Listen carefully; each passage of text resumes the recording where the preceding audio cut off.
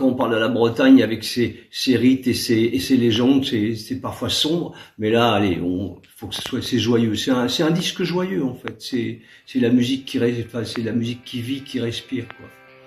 Et c'est le David Ken de Franck, c'est ça. Vois l'aube est pleine de promesses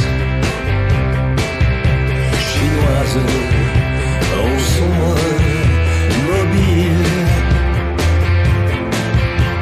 Suite au concert hommage qu'on avait fait à l'Ubu, fallait une suite, mais pas arrêter comme ça.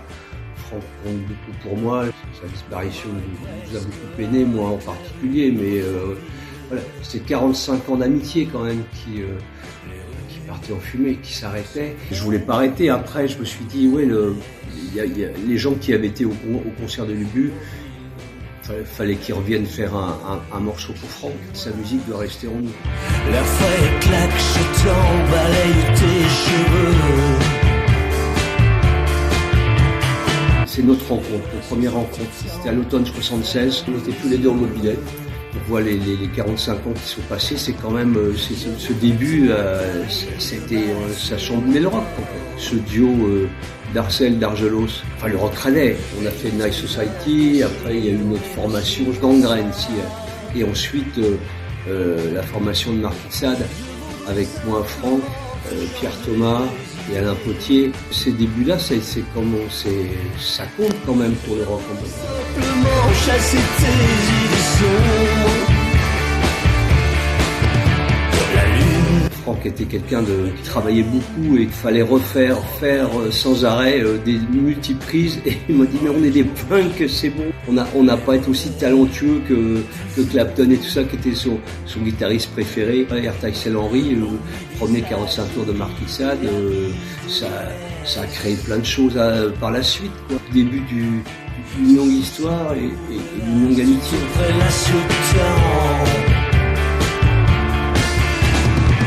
Je voudrais te parler. Quand il y a eu l'idée de cet album hommage pour Franck, l'idée m'est revenue de reprendre ce titre. Mais je dis avec qui? Et un soir, j'étais à la Cité, il y avait les Dynamite Shakers et Ronnie, l'emblématique DJ rennais du Paradise et du People, me dit tiens mais j'ai eu Étienne Dao, il voulait faire une reprise avec les Shakers. C'est une super idée je vais en parler aux Dynamite Shakers.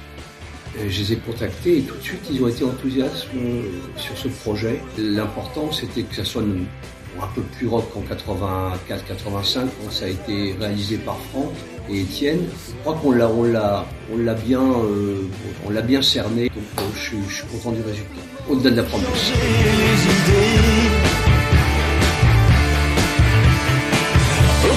Il y a une relecture, c'est une belle composition, je trouve que ça reflète pas entièrement, bien évidemment, mais en partie la carrière de Franck. C'est un artiste marquant, il mérite cet album, ça apporte quelque chose d'important.